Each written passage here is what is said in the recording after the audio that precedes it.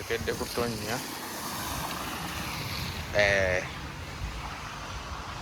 Too much rain.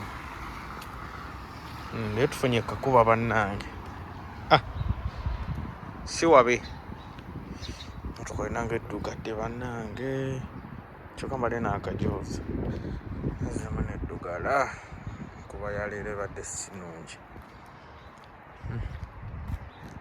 Nga nina okuddamu n'enjoozi. Welcome to Saudi.